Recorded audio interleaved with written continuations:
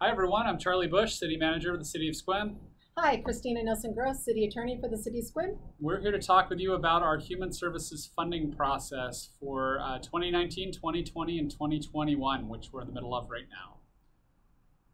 So first, a little bit about Sequim. We're a community of 7,430 people, according to our state, and a small community surrounded by 23,000 county residents. So Sequim feels a lot bigger with a sort of a metropolitan population of about 30,000. And we have a trade area that includes 50,000 people. So we have a lot of services here above and beyond, and our community feels a lot bigger than its actual population. We also are the fastest growing community on the Olympic Peninsula by quite a large margin. And so there's some growth pressure here.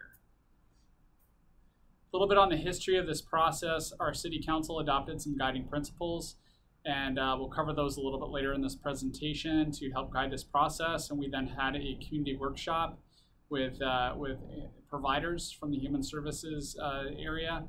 And that workshop resulted in a variety of emerging priorities and new designs coming out of it, working with those providers. We also had a meeting with our citizens to go over those ideas and those priorities following that, and then we went back to our city council and met with them, and then we put out a request for proposals for it's really our annual amount of money that we provide for human services, but we do it in 3-year increments, and that's $75,000 total that we put out in the RFP as an opportunity for providers.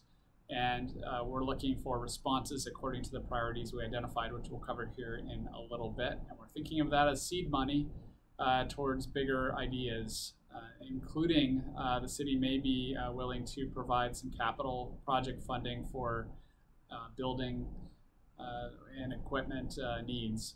And so that's an open discussion we're having in City Council, but at least we put that in the RFP with their support. And so that's where we are in the process.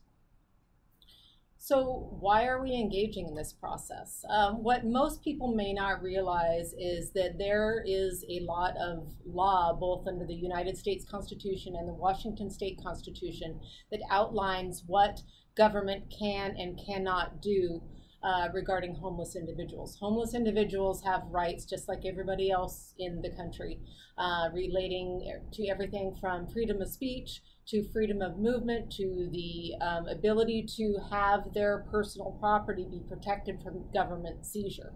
So that really limits what governments can do. As I mentioned before, these laws have been in place for decades, but perhaps the reason why this is becoming the forefront among various communities is because of the issues of the increasing numbers of people who are homeless, and also the case brought forward in what is known as Bell v. City of Boise. In that case, the city of Boise had some anti-camping ordinances that prohibited people from sleeping or camping in public parks after closing hours. Those types of ordinances are very common across jurisdictions. City of Sequim is no exception. What was happening is that the city of Boise police department was going and targeting homeless individuals who were sleeping in these parks after hours, despite the fact that there were no shelters for them to go. And the court and the Department of Justice have both said that, if a government is looking to criminalize or otherwise punish the behavior for someone by the unavoidable consequence of being human, those crimes and those penalties will not be tolerated under the Constitution. So as we go through the evolution of the case law regarding homelessness, we're finding that being continuously supported throughout the years. We're seeing that in terms of what we can and cannot do if somebody erects a tent somewhere and law enforcement have reason to believe that they may be selling drugs out of there. They have to get a search warrant before they can look inside their tent. If somebody is living in a homeless encampment, even if it looks like it might be garbage to you and I, it is still their belongings. And if we have a reasonable belief that they are actually coming back to their place, we can't just go and pick that up and throw it away. Otherwise, we risk incurring civil liability for that. So the reason why we're trying to grapple with this problem is because we're trying to protect the civil rights of our homeless population and also to protect the quality of life and the livability of our citizens in the greater community. So with that in mind, the city staff undertook an opportunity to look at the process that we are currently using. As Charlie mentioned before, the current process that we use is $75,000 per year for various for various providers for human services. And what we found when we looked at those funding mechanisms and the things that those providers were giving to us, there were a lot of overlaps and a lot of gaps in providing those services. So what we are looking at trying to do is to consolidate as many of those things as we can and have providers collaborate and close those gaps and reduce those areas of overlap so we can provide more meaningful, more cost-effective, and more efficient service delivery options. So these words to live by are our City Council guiding principles on human services that were adopted early in 2018. Really, they wanted us to focus on outcomes and results rather than the identity of the provider. This helps. This is all the mindset we took into the stakeholder workshop with the providers to encourage provider collaboration to achieve the best value, to collaborate with all funding sources to maximize funding investments, really trying to leverage funds. Funds are limited here on the Olympic Peninsula and trying to get the most value out of those.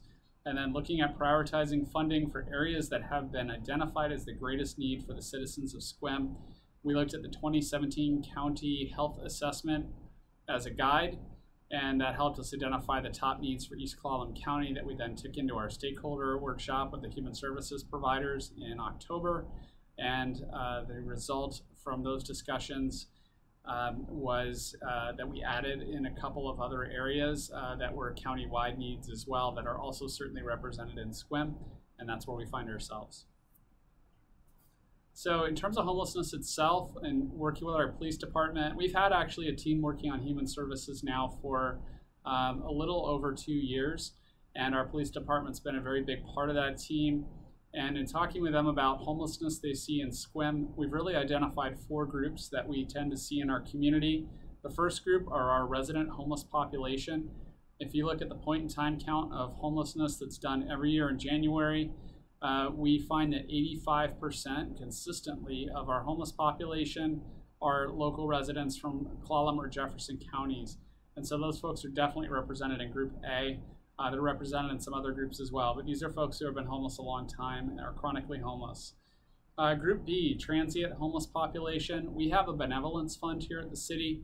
We have churches that provide funding directly to the city, and then our police department through gift cards will provide help to people who need a hand up in the moment. We've done things like bought shoes for people in a snowstorm. We have provided clothing to a family that was burned out of their house. We have provided gas to people who have just been passing through. The transient homeless population, or the very temporary homeless population, is really the target of that program, and it's been highly successful. Just in its first few months, it served 44 different instances, and I give our police department a lot of credit for their willingness to work with that program. And because they're a police department, they see people out on the street, and if they're a part of certainly our resident population, they know who they are and they've seen them many times. That also helps them figure out what they're dealing with and best help the person they encounter. Group C, active addiction. Unfortunately have, as is the issue across the country, a lot of addicted people in our community, and often that leads to homelessness, and we see that certainly on our streets. And lastly, homeless families traveling together, being together. That is definitely something we see in our community, not on a huge scale necessarily in Sequim, but we see it out there, and it's part of our homelessness picture. And what is important to remember too is that while this diagram was developed internally, when we shared this with our area providers, they agreed that this is largely what we see in terms of what we have in our community.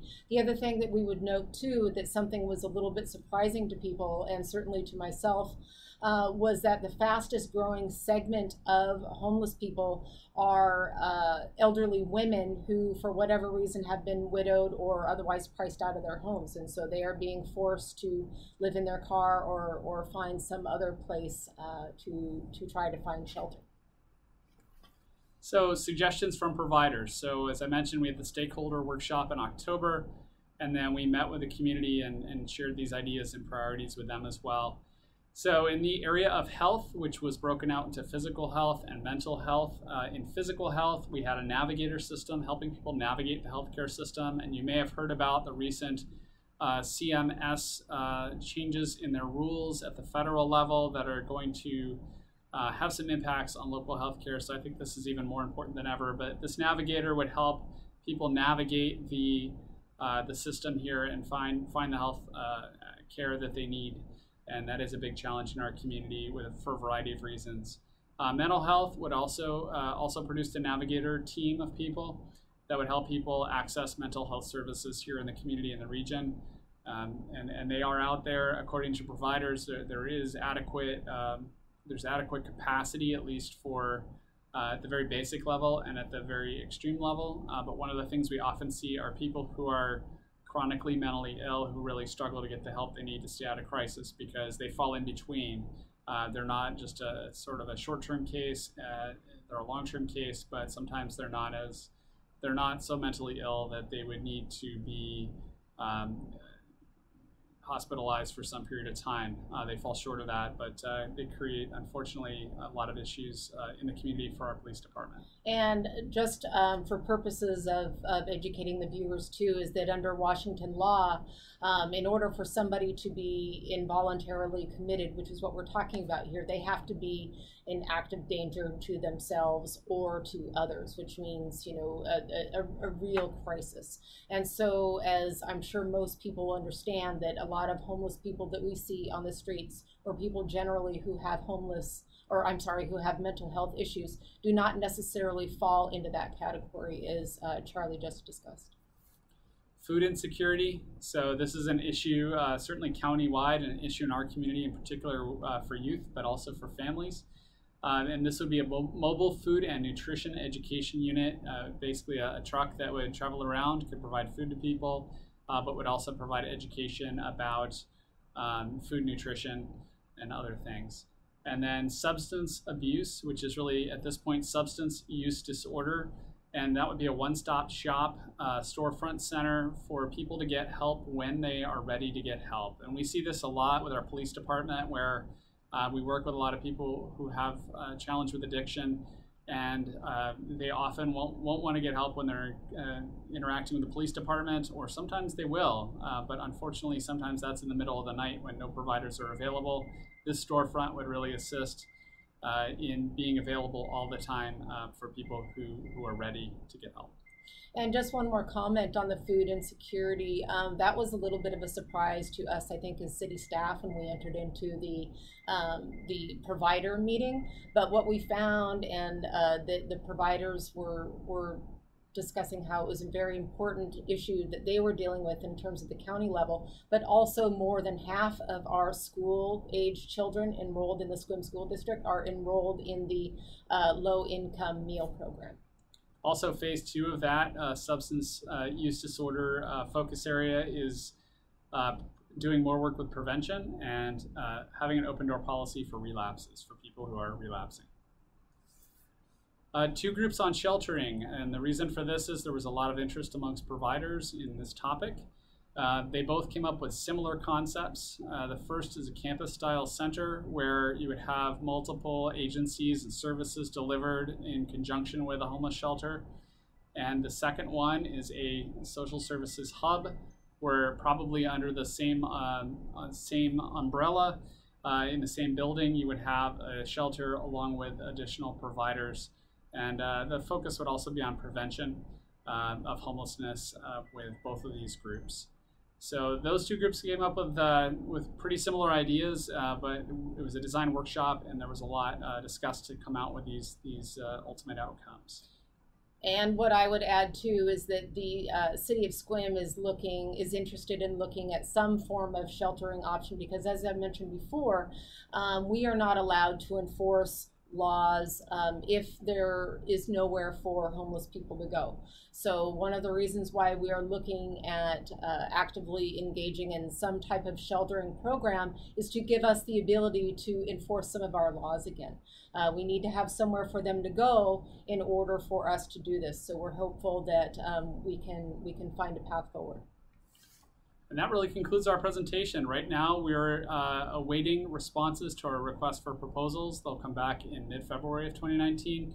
And then we anticipate recommendations going to the City Council for funding in the first meeting in March 2019.